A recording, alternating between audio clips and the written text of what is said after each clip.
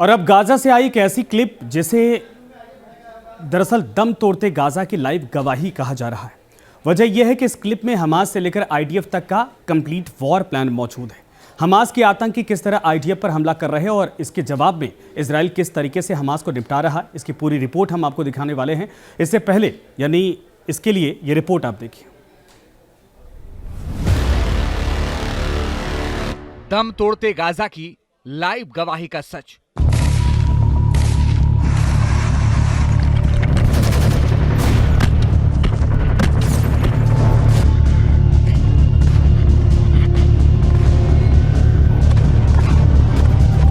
पहला टैंक मारा,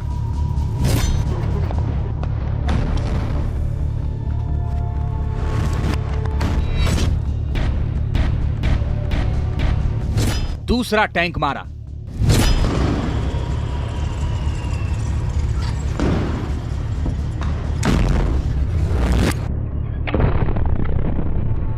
फिर तीसरा टैंक मारा।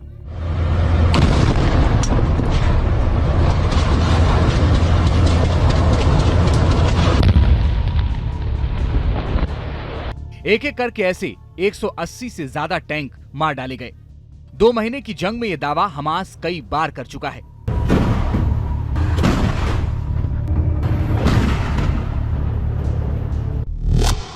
मगर ये टैंक कैसे मारे गए?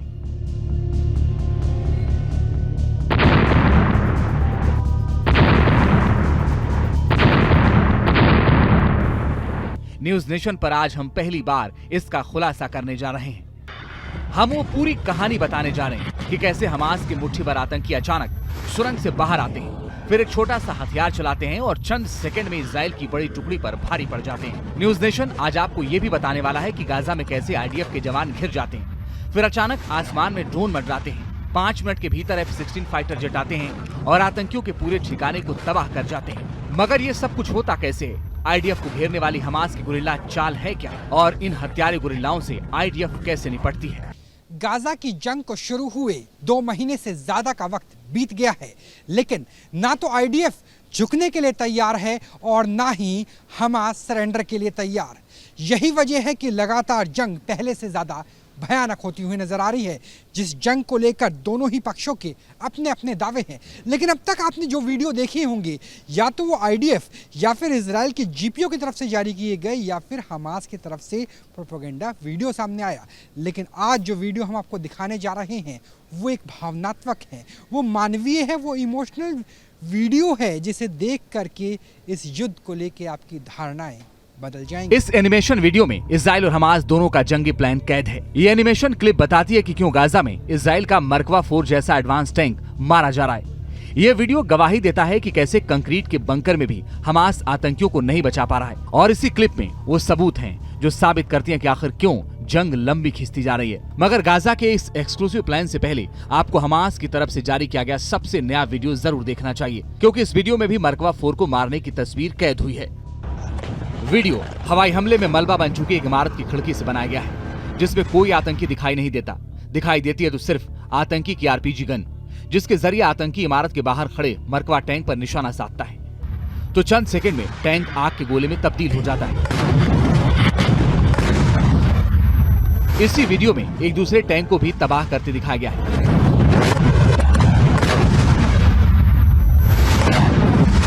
इसी वीडियो में तीसरे टैंक को भी निशाना बनाया गया है, और इसी वीडियो में इजराइल का चौथा मरकवा टैंक भी आरपीजी की मदद से उड़ा दिया गया।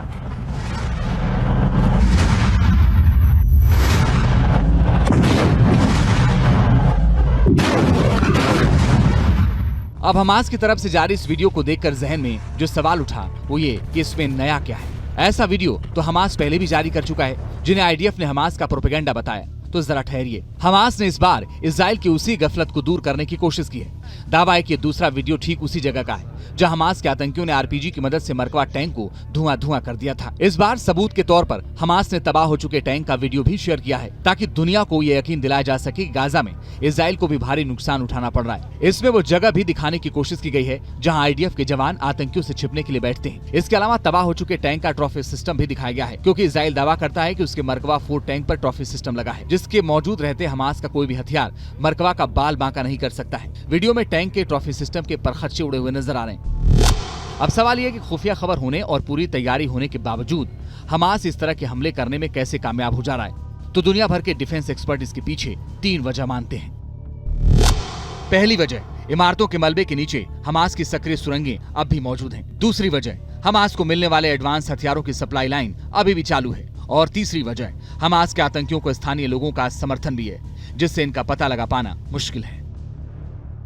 बता दें कि हमास ने इन टैंकों को फूंकने के लिए नए तरीके के कवच भेजे, रॉकेट्स का इस्तेमाल किया।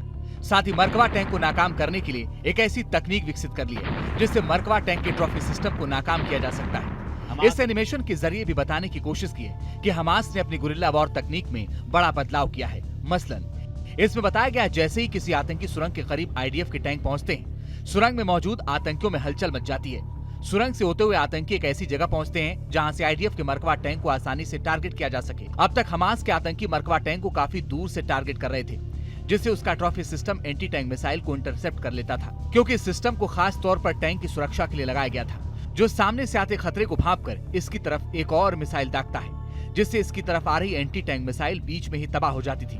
मगर हमास की नई रणनीति यह है कि आतंकी इस टैंक को सामने से नहीं बल्कि साइड से टारगेट कर रहे हैं और इस दौरान क्लोज रेंज हथियार का इस्तेमाल करते हैं, ताकि टैंक के ट्रॉफी सिस्टम को रिएक्ट करने का मौका तक न मिल सके। वीडियो में भी बताया गया है कि आतंकी जानबूझकर मरकवा टैंक के पिछले हिस्से को निशाना बना रहे हैं, क्योंकि पूरे टैंक में यह हिस्सा सबसे कमजोर माना जाता है, क्योंकि ये टैंक की बॉडी न होकर दरवाजा होता है, जिसके जरिए आईडीएफ के जवान अंदर दाखिल होते हैं। एनिमेशन के अगले स्टेप में ये दिखाने की कोशिश की गई है कि हमास के आतंकी इस टैंक को निशाना बनाने के लिए ऊंची इमारतों का भी इस्तेमाल कर रहे हैं, क्योंकि ऊंची जगह से दागे गए आरपीजी हथियार का मरकवा टैंक के पास कोई जवाब नहीं है। तो इजराइल के टैंकों को तबाह करने के लिए हमास कई तरीके के एंटी टैंक मिसाइल का इस्तेमाल कर रहा है। दरअसल वो क्या है, कौन कौन सी है, जरा ये समझिए। एंटी टैंक मिसाइल जो इस वक्त हमास के पास है, उसमें कॉर्नेट मिसाइल का नाम सबसे पहले आता है, जो इस वक्त हमास के पास है।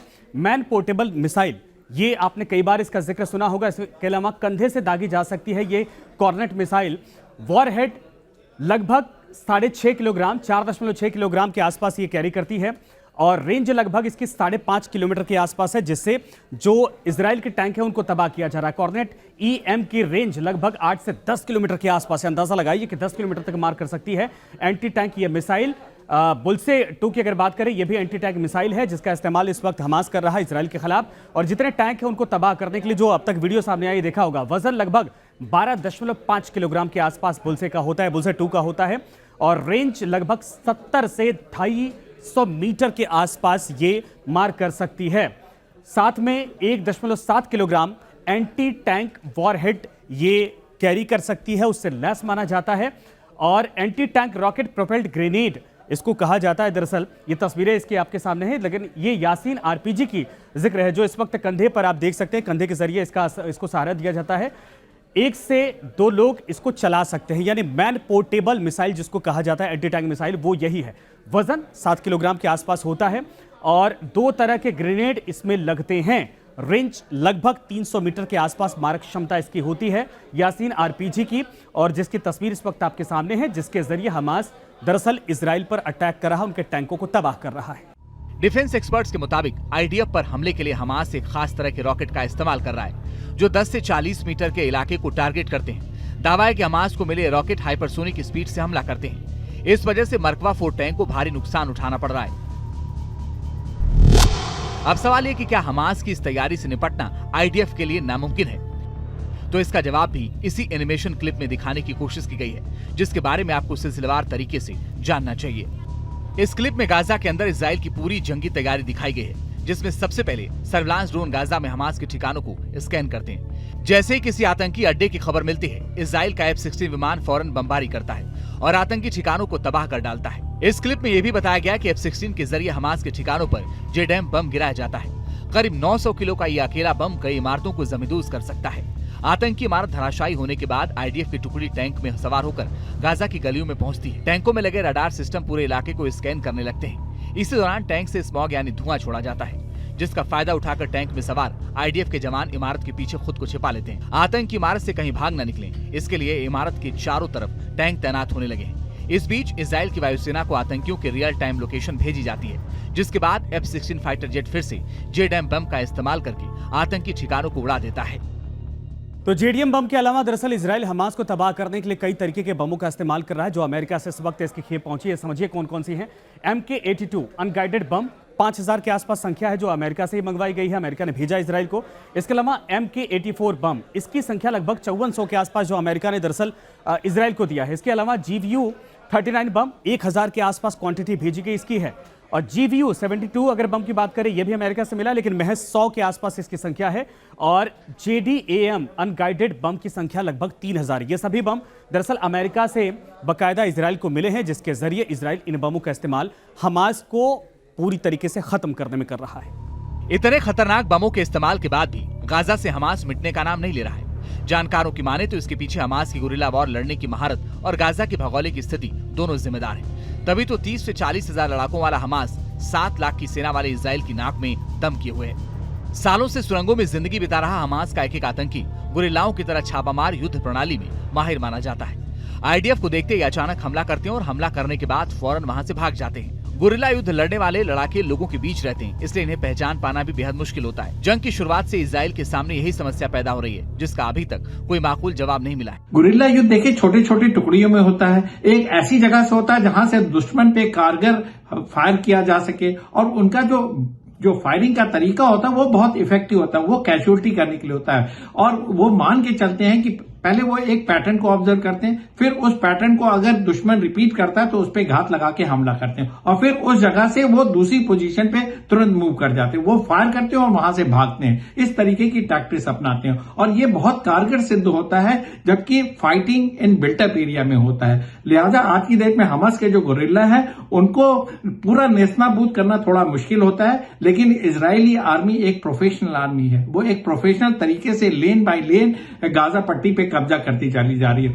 इसके अलावा हमास के लड़ाके ईरान से मिले कई खतरनाक रॉकेट का भी इस्तेमाल कर रहे हैं। इसमें कम दूरी से लेकर लंबी दूरी तक हर तरह के रॉकेट मौजूद हैं। टाइम्स ऑफ इजराइल के मुताबिक हमास के कम दूरी के रॉकेट 15 से 18 किलोमीटर दूर तक मार कर सकते हैं, जबकि उसके मीडियम रेंज रॉकेट 45 से 80 किलोमीटर दूर तक इजरायली सेना को निशाना बना रहे हैं। इसके अलावा हमास के पास लंबी दूरी के रॉकेट भी हैं, जो 100 से 160 किलोमीटर दूर तक मार करते हैं।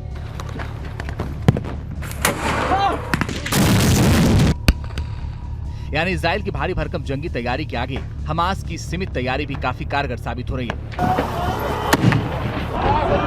यह हाल तब है जब हमास को मदद दे रहा ईरान ये दावा कर चुका है कि हमास ने जंग में अभी तक सिर्फ अपनी 10% ताकत दिखाई है। ऐसे में सवाल बड़ा है, क्या हमास इससे भी बड़ी चुनौती इजराइल के सामने पेश कर सकता है? Team news nation.